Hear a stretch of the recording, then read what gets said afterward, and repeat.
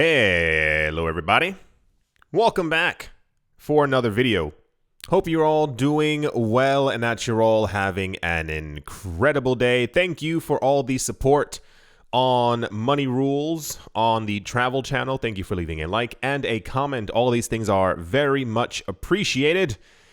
And without further ado, let's jump right into it. It feels, and I know it's going to sound stupid, but it does feel a little bit like Christmas. This has been a long time coming, and you do not understand how long I have been actually waiting for this. The merge is officially complete. What was arguably the most highly anticipated event in the cryptocurrency space over the last 6 or 7 years is now complete. Ethereum's proof of work mainnet officially merged with the proof of stake beacon chain, making the official transition of the protocol to proof of stake. The Paris upgrade, which is more commonly referred to as the merge, just went through. I mean, it's been less than, I think, an hour somewhere around at this point. This marked the official transition of Ethereum from a proof-of-work consensus algorithm to one that's governed by proof of stake.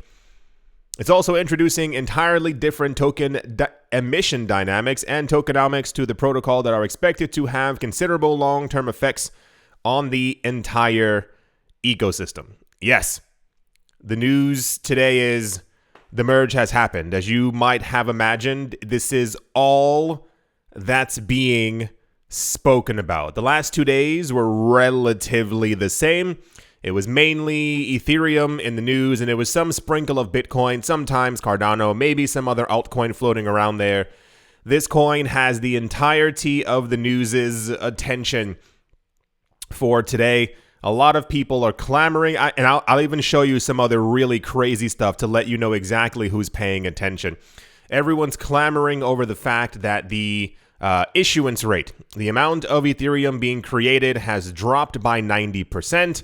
It is a massive change from where it previously was just a couple of hours ago. The coin burn is still active, and Ethereum, I haven't checked the charts, I'm sure someone's throwing them together, is now officially deflationary. The CO2 emissions that were being emitted from the Ethereum blockchain have fallen by 99.99%. Just like that, this is all over the place. And I want to show you specifically exactly what I mean. For those of you who are able to look at the screen or are not, this is a tweet from the 19th of September, 2016. It says, Ethereum's Vitalik Buterin debuts the Ethereum 2.0 Mauve paper at DevCon 2. When I said this has taken for, and this is why I'm not celebrating, I don't have like a party hat and stuff, but I woke up and I was like, can you imagine waiting 6 or 7 years for something? And we kept on hearing that it was going to happen every single year. I had, I think, so little faith at this point that it was actually going to happen. I've been joking with my friends, and not joking, for days that we were going to hear something. Oh, we need one more week, guys. We need another 10, 15 days. It finally took place. This is the news of the day. As you might have imagined, Ethereum makes history with merge to proof of stake. Ethereum switches to proof of stake after 7 years of work. It drops the new supply issuance by 90%. It says equal to 3 Bitcoin halving events. Sure, why not? I'll let them have that one. Ethereum Merge goes live. Here's why it's such a big deal. Ethereum Merge is now live, bringing second largest crypto asset into a new era. Just to forewarn you, this is going to continue being major news within the cryptocurrency space for at least the next couple of months. We had indications before from a number of banks, from a number of hedge funds, a number of other institutions that they were all quite keen to get into Ethereum, but the entire idea that literally they said the only reason why they did not was because the CO2 emissions were far too high. Their company themselves could not get into it because it would make bad press. So them being able, they said they were waiting for the merge to be able to get into it because they'd then be able to say, hey, look, our NFTs, our stuff that we're doing, our so-and-so is now 99.99% less emissions than it previously was before. And also the staking aspect. Congratulations, everyone. Yeah, staking is officially now on the actual proof of stake system a thing, and that's also going to be very heavily in the news as people are going to continue accumulating Ethereum for the passive income source. The next big things that we're going to be hearing about is exactly how deflationary is Ethereum and exactly how high or how much higher the staking rewards are. They were previously 5 to 7%. We were told by a number of developers and other analystizers that apparently it was going to be between 10 to 15%. I think even realistically, anything concretely above 7 is still incredible, especially when you compare it to traditional finance and their normal 2, 3.5, maybe 4%. 7% is still staggering. If we do get 7 to 15%, expect Ethereum's price to also move up higher. Also in the news, just because it's kind of a tradition now, stock markets in Asia and in India aren't doing too well. They're slightly moving a little bit lower, basically because of the inflation data from yesterday.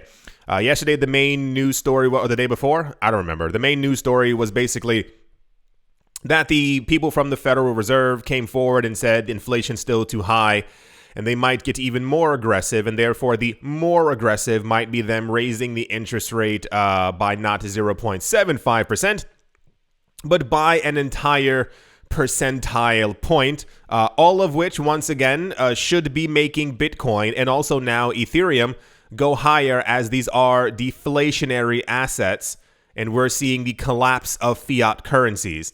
But that's neither here nor there, because there's zero logic in the entirety of the cryptocurrency market. U.S. stock futures, they say, are flat as people are waiting. I think today is another economic numbers day to see exactly how good or how bad the U.S. economy is doing. Air quotes, just so in case you know, it's actually doing terribly, and inflation is a lot higher than they tell you.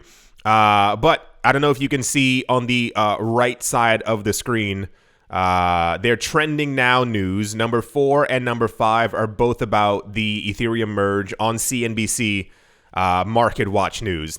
So I found that quite fascinating because, of course, all the major news networks are in on it as well. A lot of times you can even tell when you watch like economic news, if you will, on the traditional news websites, you'll get the hint sometimes that a lot of the actual hosts or co-hosts or whatever, they own crypto as well. They get very interested in when the crypto news actually pops up.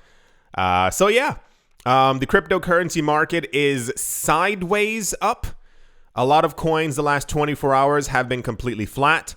Ethereum is currently moving up. Once again, the merge just happened. Here's, yes. Before I forget. Someone posted something about 5 days ago. They went through the math of it. If you can find this post on Twitter, at me in it or tag me in it or send it to me, do something. Because I wanted to show everyone a couple of days ago. There was someone who was showing a chart, and apparently this is like actually a thing. In order to be able to maintain Bitcoin, I think at its current price, so Bitcoin is completely stable. I think you need roughly around, I think the number was $200 to $300 million being pushed into the market to maintain Bitcoin's price. If you go above this, if you have $700 million, a Bitcoin's price will then begin to move up in price as well. If you have $30 billion pushing into Bitcoin, the price skyrockets, what have you. The guy was saying that for many proof-of-stake networks, and this is what he claimed. This is, once again, if you can find this, send it to me because I want to read through it again.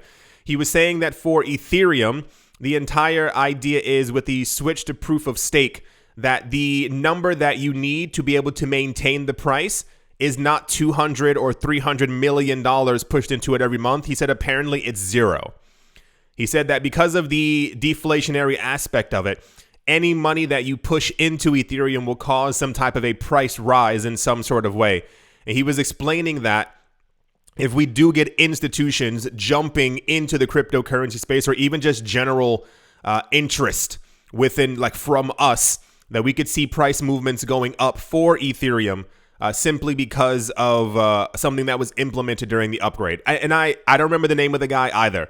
It was a very popular thing. He had like 2 charts on his Twitter showing what was going on, and he claimed that proof of stake systems kind of work this way, and they're a lot easier to move up in price based on the amount of money that's moving into the ecosystem. So yeah, that was a side note, by the way.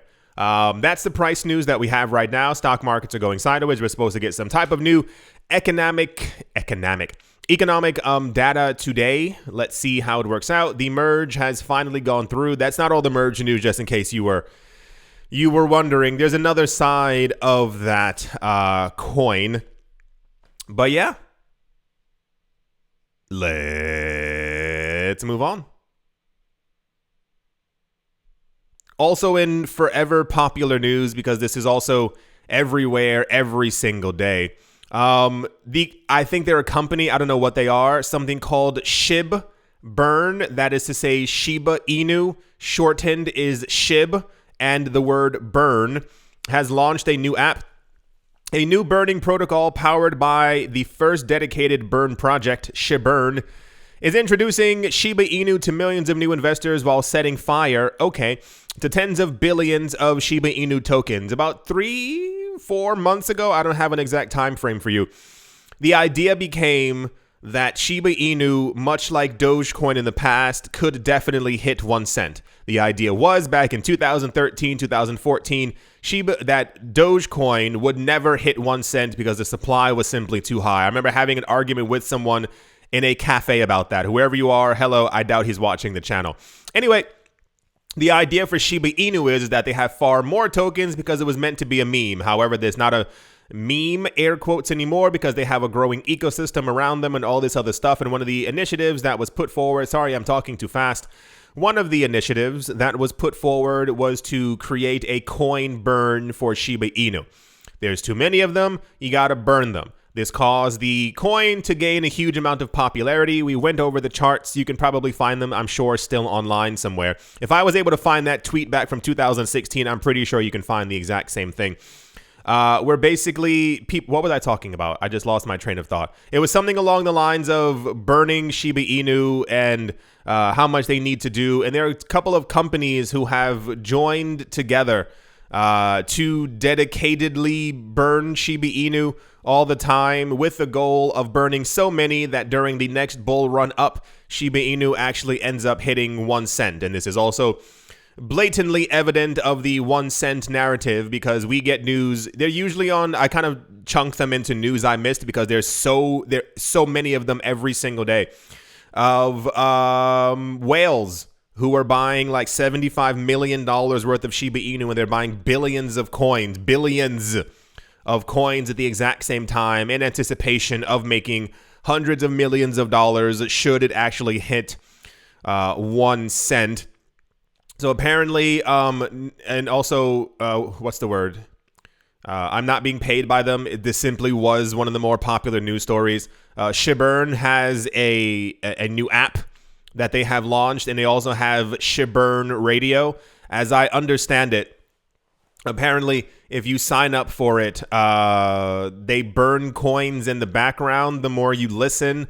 Or there's also like a subscription service, and if you are subscribed to it, that money gets transferred into Shiba Inu, and then they burn that as well. I don't know how the whole thing works, but a lot of people are it's kind of similar to the Luna Terra thing. Anytime that these coins are now in the news, everyone completely goes insane, because the mathematical narrative kind of is, there's a lot of coins out there. We can get it relatively cheap. Not financial advice. We can get it relatively cheap.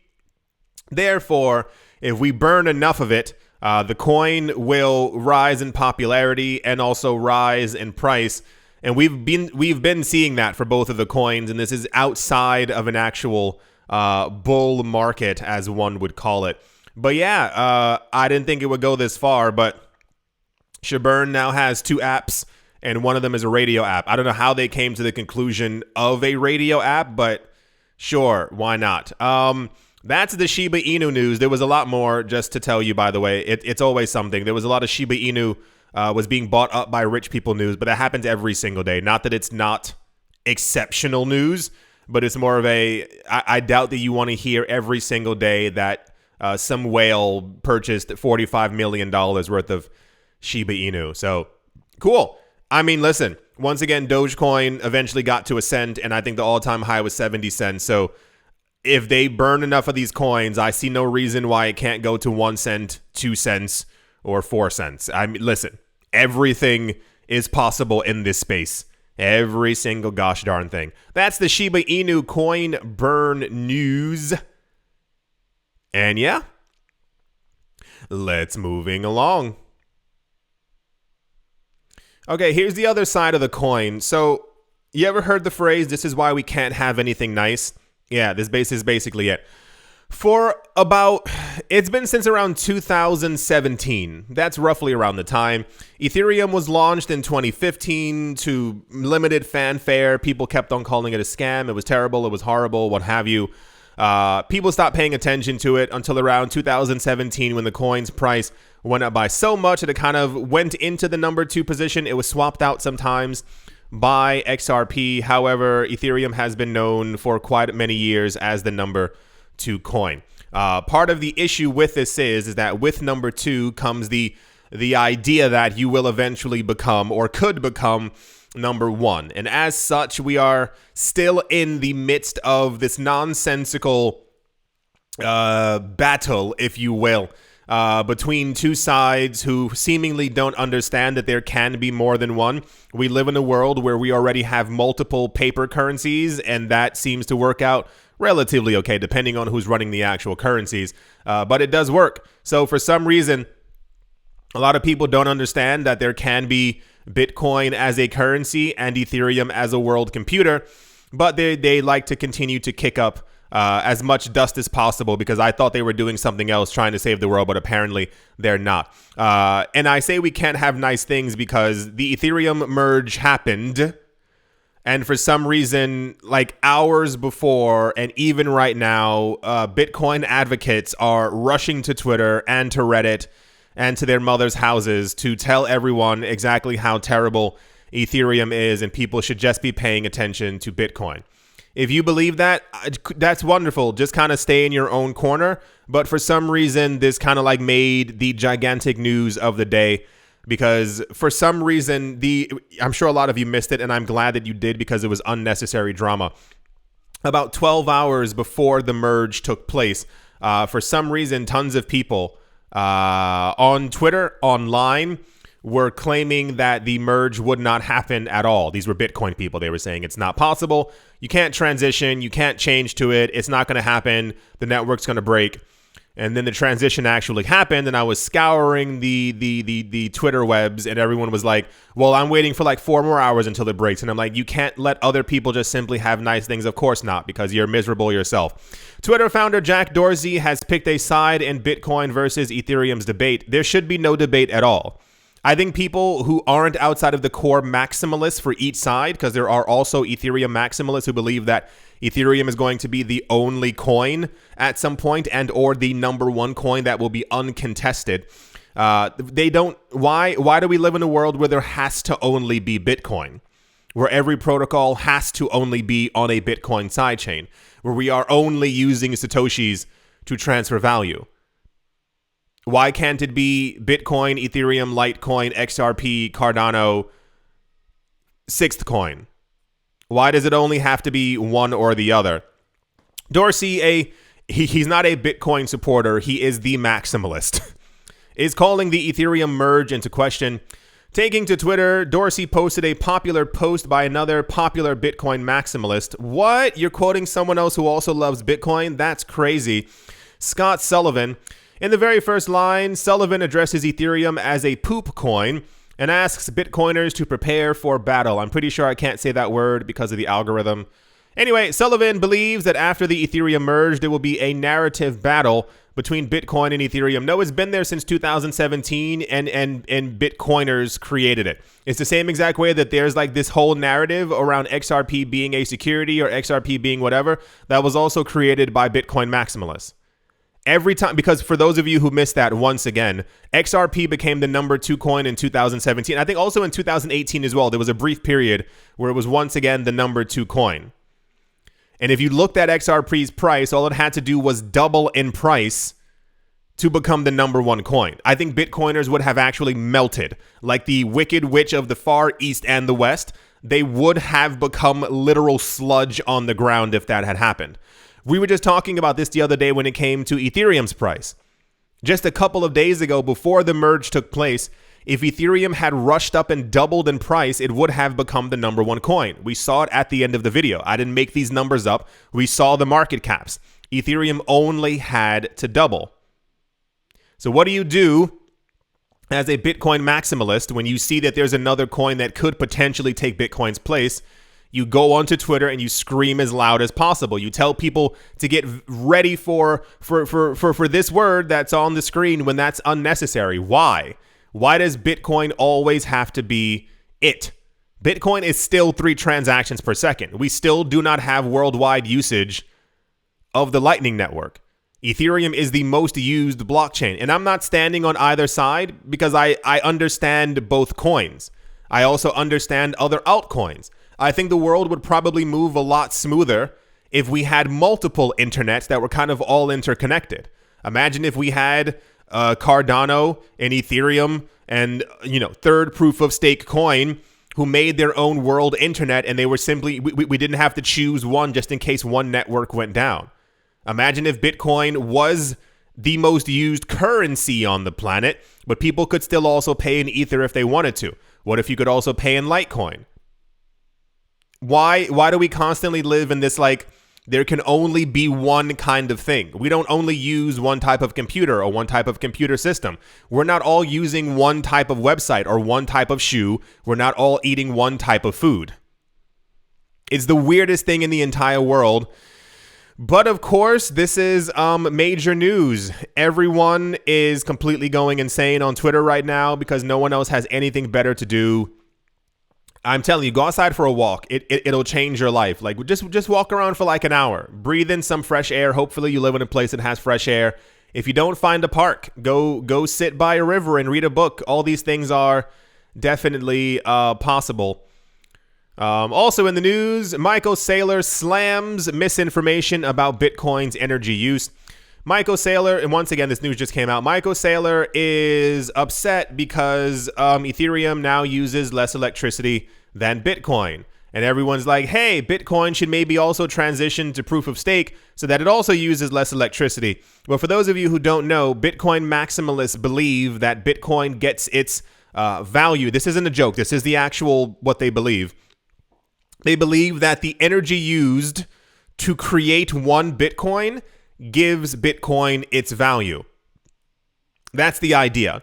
So they believe that if Bitcoin was on proof of stake, it would have no value at all simply because it's not using up massive amounts of electricity. Once again, that's not the joke. The idea being, if it costs $25,000 to forge and create one entire Bitcoin, that Bitcoin is therefore worth $25,000 worth of electricity. Should electricity costs go up, or should the mining costs go up, or blah, blah, blah, blah, blah, the value of said Bitcoin also moves up as well. This is what they believe. So the entire idea is that very recently, a number of companies, especially this year, have stepped away from using Bitcoin, Muskie being one of them as well, on the narrative that Bitcoin uses up too much electricity. We've had this done before where we basically saw that an actual huge portion, I believe it's 53%, which was quoted to us, of the amount of energy that's used to create Bitcoin is actually renewable. It's solar, wind, it's hydroelectric. It's gotten from somewhere that's not from a whatever kind of place. But now people are literally looking at Bitcoin and being like, you're the last one who's still using up all of this electricity. So there's another battle going on Twitter where everyone is fighting because Ethereum now uses, once again, 99.99% electricity, and Bitcoin still doesn't. I don't think many people actually care. I think this is something that goes on in the minds of Bitcoin maximalists that they think is like an actual thing that people really care about. No one actually really cares, especially not within the cryptocurrency space. But Bitcoin maximalists usually feel like they're being attacked in some sort of way if anyone brings up this topic. As long as Bitcoin goes up, I don't think anyone will really pout about the crazy energy usage, especially because Ethereum just stopped theirs as well. So it also goes into the why we can't have nice things news category. Also, once again, it says Ethereum still doesn't match Bitcoin despite the merge. This was said by the Tether and the Bitfinex CTO, Paolo Ardoino. Sure, why not? He said that Ethereum still doesn't match Bitcoin because its narrative keeps shifting, because things can change. I'm pretty sure a lot of you, if you started watching this channel 6 years ago, you might have even changed as a person. What? You were expected to be the exact same person for the entirety of your life? That's crazy. He argued that while Bitcoin is a form of money, Ethereum is stuck between claims of being a form of money and claims of being a platform. No, that's also incorrect. The entire idea for Ethereum in the very beginning was that they planned on being a world computer. They realized that they would take a lot more work, and this is why it took 6 years to get us to this point. But the entire point of Ethereum has always been to be a literal world computer that people can use. And we see this in the way that people are putting websites, and people are putting dApps, and people are putting NFTs and ICOs and STOs onto Ethereum, and also decentralized exchanges. It's meant for things that could normally be built on the internet simply being built on Ethereum instead. So they're, the task of them becoming a world computer is still kind of working. It's just that people trade Ethereum, much like Bitcoin, similar to a stock or to some other commodity. And therefore, Ether has a price. And as Ether has a price, the narrative has also risen the last couple of years that, well, if Bitcoin can do it, Ethereum can do the exact same thing. But there are very few people who go around talking about that Ether is going to be like a new form of money. Very rarely, we've never heard of Ethereum going to like $5 million per coin. We hear of a $10,000 Ether, a $15,000 and $20,000 Ether after the merge, but there's never been the narrative of in 2032 Ethereum will be worth $7 million per coin, and therefore, what's the thing? The price will be stable, and therefore you can use it as a currency. That's never no.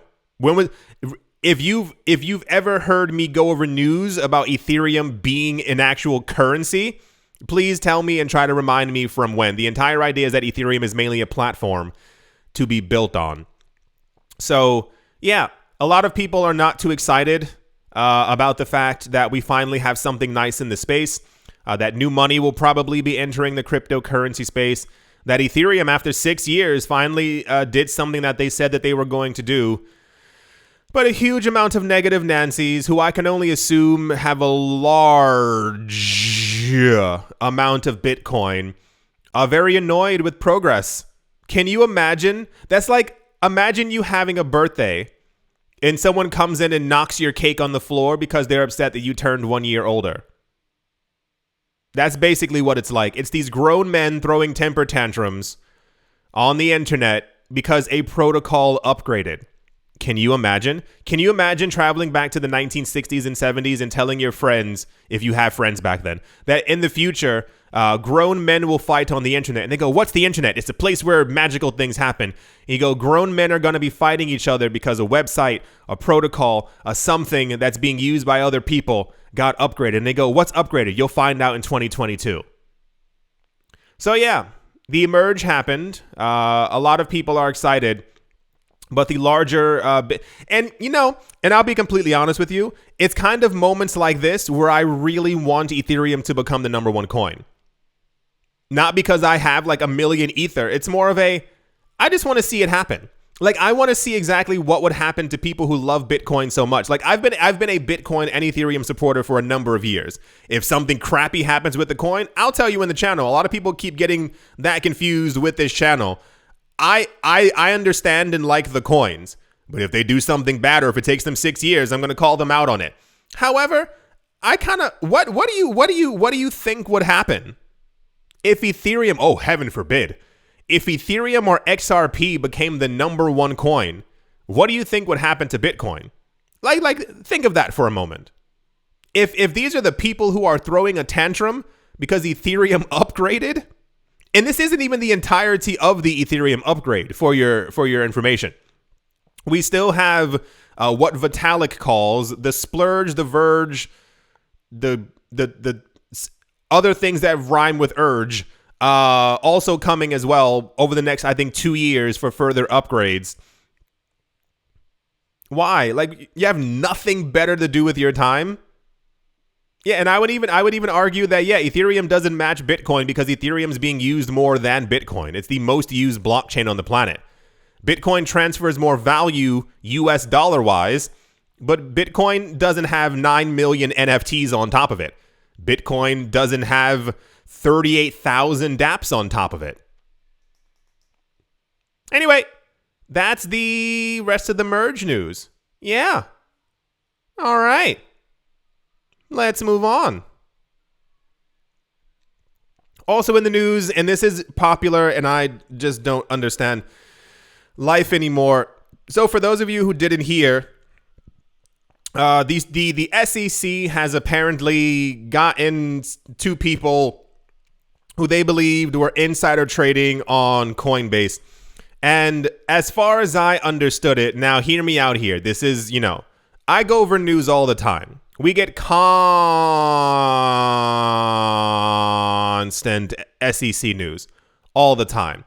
So apparently, allegedly, there's someone was a brother of someone at Coinbase who said that he got information from somewhere about coin listings or other things like that, and he traded on the knowledge that these coins were going to be listed on the platform, allegedly. And he got in trouble by the SEC for making over $1.5 million. And now the SEC is going on this rampage talking about they have a zero tolerance policy for insider trading. Hear me out here. The US doesn't have any crypto laws. We know, like, taxation wise, and we know that you can't use it to go buy a burger or a candy bar because that's a taxable event. Got it. Cool. But there's never been like specifics thrown around about like actual or anything called insider trading because the cryptocurrency space within the United States doesn't have proper rules. Everybody still with me? Cool. So this was very popular, if you will, because everyone's like, yeah, the SEC got him. And it's like, that banks launder billions of dollars every single year around the world. And the banks have found clever ways to also do insider trading that's simply not called insider trading so that they can make money on all the trades. Remember when that whole thing was happening with the GameStop fiasco and all the rich people were really upset? It's because they had insider knowledge that huger companies were going to be shorting GameStop in order to make billions of dollars. But when the public found out about this, they got really upset because they weren't making the money that they were promised that they were going to be making from their, if you will, what I would consider to be insider trading. Because it was an inside trade between them that everyone else didn't know about. So anyway, yeah, this was popular news. Not that I'm defending this man or people at all. It's apparently former Coinbase staff. But I saw it and I was like, oh, now the SEC cares. Will the SEC ever give us proper? I'm not even in the States. Will the SEC ever give us proper cryptocurrency regulation? Imagine this. The SEC has taken longer than the merge took just to give regulations. You can literally post something on the SEC website that looks like the 10 Commandments. Thou shalt not insider trade. Thou shalt not do this. Like a clear framework so people know what's a security, what's a commodity. But the SEC is so desperate to try and get control over the entire. They're so desperate.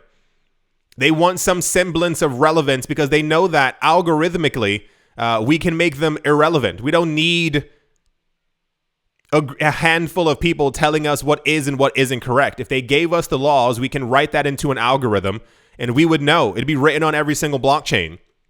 What would constitute a security and what can and cannot be done within the space. Why would we need anyone to tell us if we already have the information? Anyway, yeah, so that's popular news. This was also kind of everywhere. And I was shocked because everything has just been about Ethereum today. But I guess people really love insider trading news. I don't know. I don't know. All right. Let's move on. As always, a very special thank you to my Patreon supporters. Oh, wait. I should maybe have the list. That would make a lot more sense. That would make a lot of sense. GBU Wally. Dothadiddy. I think I said that correct. It's either Hadiddy or Dothadiddy. I'm going to say Dothadiddy. Manny Cryptos, Crypto Gambino, Bubble Mode, How's Life Austin, Auspicious Agile and Blockchain, Jamie Saad, Blockchain Simplified, and let's move on. Empire Queen, Roman, Gaba, Bitcoin, Ben Arachno, Dave, Tony Ambroski, The Dealer's Den, Captain Something, and the Z-Way Lay, Mobarazi, VB Nerd 21, Miguel Gurlane, Lauren De Silva, Quoted Biddy, Troy Allgood, Space Case, Need a Miracle, Paternoster, Navarro Williams, Utopia 569, Moonman High, XRP, Martin Steuer, Nostromo, John Sarson, The Animal Reader, Abiliophobia, Todd Mullis, Adam Graysick, Wise Night Owl, 242 to the World, Bankroll Network, Crypto Artist, Cold D3D, Setsuna, Richie Rich III, Paxis, Nick Mangialavori, Jim Gardner, Jeremy Fox, Minting Coins, Jester Crypto, Buddy McBoatface, Any Sam Fitness, March Corner Staff, Bake Me a Cake, Tigger, Macho Nisa, All Crypto with Lionel, and Crayola Michelle, URL. Muchas gracias. Thank you very, very much for your continued support. Thank you to everyone who is a member of the channel who clicked the little join button below. Thank you to everyone who left a like, a comment, or has subscribed. At the moment, Bitcoin is down by 1%. Ethereum is down, or up, by 0.87%. However, the movements continue. There's the movement up, there's the movement up, there's the movement down, there's the movement down, there's the movement up, there's the movement up. And there's the movement down, there's the movement down, there's the movement down, there's the movement down. Yeah, so all the coins are still following Bitcoin's magnetism. They do look a little bit more Ethereum-like in structure, but only time will tell. Solana's up by 2.21 percentile points. Ethereum Classic is up by 2.72. The narrative is still there. Everyone's waiting to see if everyone turned on their mining equipment to begin mining Ethereum Classic. Leo said Unis Leo was up by 6.4 percentile points. Cosmos is up by 2.3. Monero's up by 1.7. Anything else crazy? I don't really see anything else. Tezos is up by 1.4% as well. Whoa, that doesn't look healthy at all. Celsius is up by 24%. It shot completely up and then slammed back down. It only has $54 million trading volume, so that's a bit interesting. Yeah, we'll see where the rest of the day takes us as everyone else wakes up and you probably wake up as well in the next couple of hours. What will happen to the market? I do hope that you've all enjoyed. I do hope that you all are having a fantastic day, fantastic morning, fantastic evening, wherever you are, wherever you might be on this weird planet. I do hope that it's absolutely fantastic. Thank you all once again for watching, listening, commenting, liking, and or supporting, and I will most certainly be talking to you all soon. See you.